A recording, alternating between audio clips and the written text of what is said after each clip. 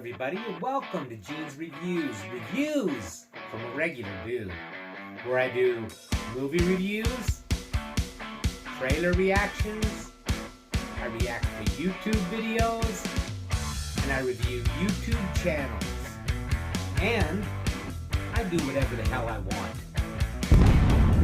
Today I'm doing the real story of the Dyatlov Pass. Have you guys heard about that? This is supposed to be the real story about it, about these hikers in Russia that they got lost, and then they found them, and they were like, their bodies were like mutilated, like they'd been attacked, and they can't figure out what happened to them. This is from the channel I've done before called Edge of Nightfall. I love this channel, so check it out. And as always, I will put the link to the channel in the description down below. So let's check this one out.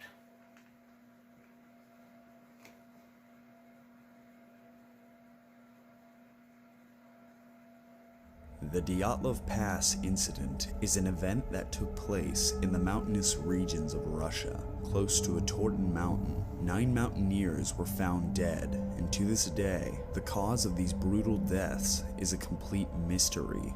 A mystery that inspired countless theories as to how these hikers were killed, and what exactly they were killed by.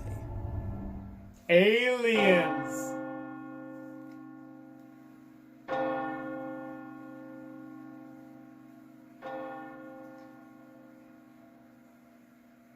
Probably them damn Originally, 10 mountaineers set out to climb a Torten mountain on January 23rd of 1959. The leader of the group was 23-year-old Igor Dyatlov. Due to severe illness, one of the members, Yuri Yudin, left the group prematurely after the journey had already begun. With one less member, the group carried on, telling Yudin that they would be back before February 12th.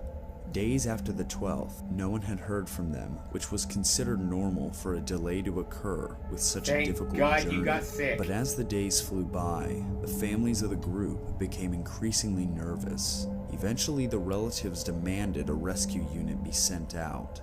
Forces were sent, and on February 26th, the remains were found. What they found both confused and shocked the world. The tent, which was badly damaged by the snow, was the first to be found. In it were most of the belongings of the group, including some of their shoes, all neatly placed. Investigators also found that the tent itself was torn from the inside, suggesting that an imminent threat had led the explorers to cut their way out in haste. Near the tent were 9 sets of footprints, which led the investigators to the first 2 bodies of Yuri Doroshenko and Yuri Kravanishenko. Both were dressed in only their underwear, with the exception of a blanket having been laid over their bodies. Authorities concluded that the bodies were already dead by the time they were found, and that the blanket must have been an act of respect from whoever took the clothes for themselves. Near the 2 bodies was what seemed to have been the remains of a fire. The tree next to the bodies had marks on it, as well as broken branches, indicating that the 2 had attempted to climb it, either to find the other 7 or to hide from someone. Doroshenko was badly bruised and had been bleeding due to cuts all over his face that seemed to have come from a possible fall from the tree. Yuri Kravanishenko suffered cuts and bruises as well. Oh my God. The most prominent injury, however, was a piece of his nose missing that looked as if it had been torn off. The rescue team eventually found 3 other bodies, but unlike the first 2, these 3 died in a path that indicated they were heading back towards the tent.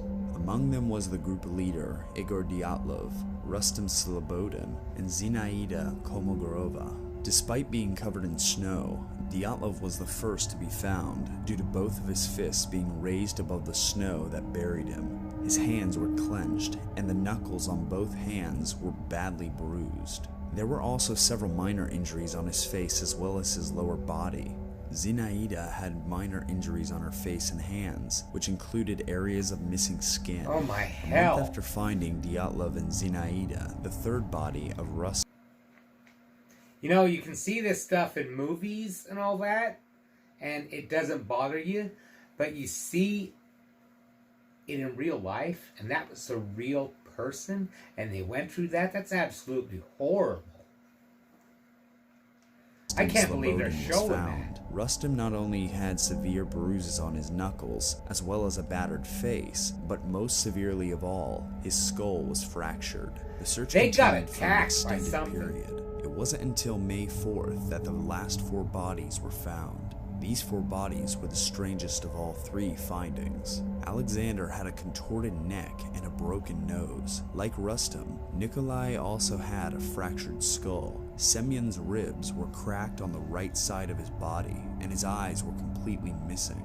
But none of these 3 even compared to the damage of Lyudma's body. Lyudma was found with cracked ribs on both sides, and her eyes and tongue were completely missing. All 4 of these members, due to how long they'd been dead, were submerged in snow, yet their flesh partially rotting. Oddly enough, it was stated that an external attack did not cause the group's injuries, and yet at the same time, doctors stated that the force needed to cause the bone injuries would need to be equivalent to the force of a car collision.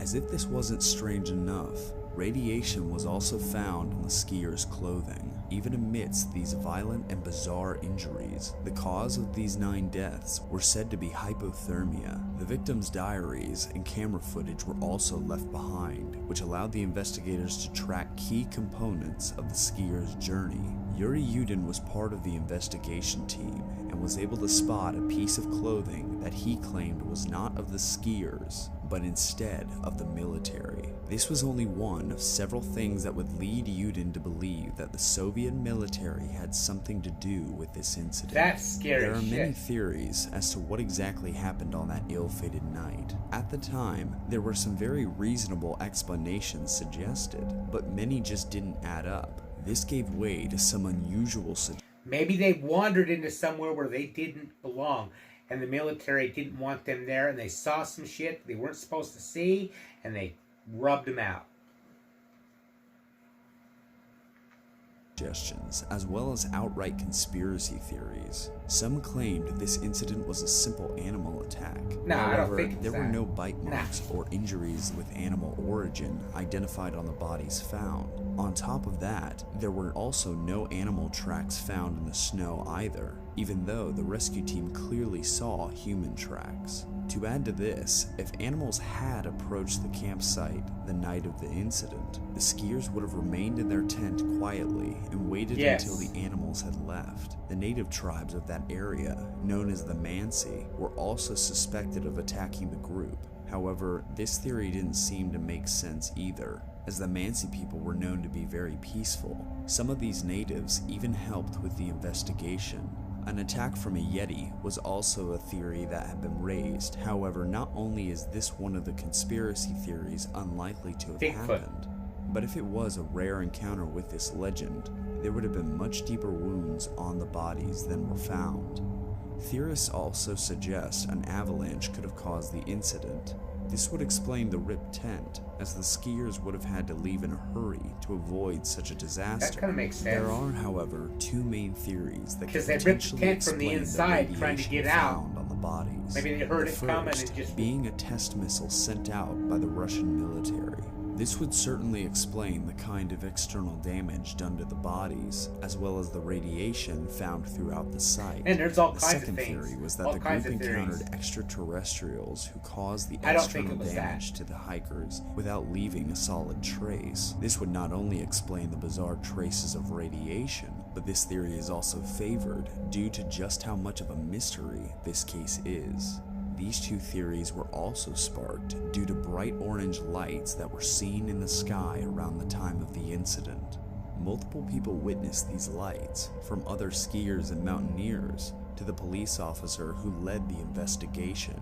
The officer claimed that no one from the investigation team could figure out what exactly these lights were, and that he was convinced these strange spheres were a key component to the tragedy. This was also an appearance that had been going on long before the investigators arrived at the scene, as these lights were also captured by Semyon during the actual expedition. Upon closer inspection of the photos, these radiating objects seemed to be changing shapes while levitating in the night sky.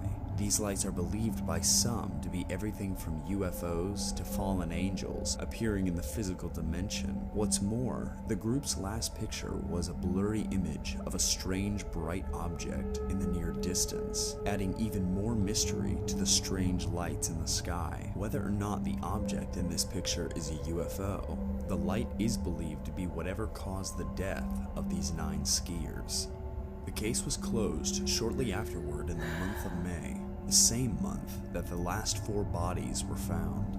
The path near the mountain on which the bodies were discovered was named Dyatlov Pass in honor of the group's leader, Igor Dyatlov. The files were archived by the military, and despite the deaths being so mysterious, the military suspiciously stated that it was due to, quote, natural force they were unable to overcome. This led many to become even more suspicious of the incident given so many mysterious aspects that cannot be explained. Decades later, the files were copied and opened to the public in the 1990s, though parts of the documents were missing entirely. In spite of this, Yudin pursued the case on his own. He believed the entire incident was a military cover-up, and he would go on to investigate the incident throughout his entire life. Towards his final years, Yudin stated, quote, "If I had a chance to ask God just one question, it would be, what really happened to my friends that night?" Yudin died on April 27th, 2013, at the age of 76, never knowing the truth behind the deaths of his friends.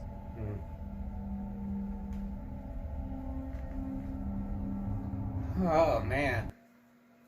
That was brutal. Those pictures they were showing, oh my God, I can't handle that.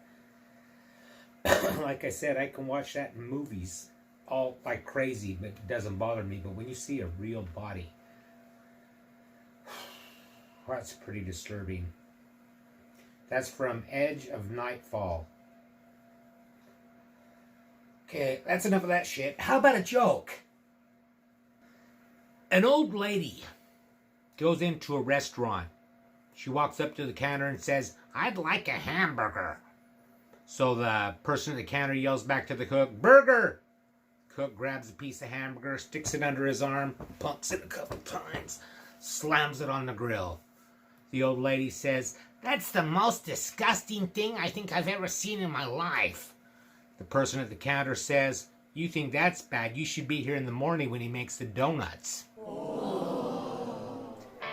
Thank you, everybody. Make sure you like, comment, subscribe, hashtag Mean Gene, all that fun stuff, and I will see you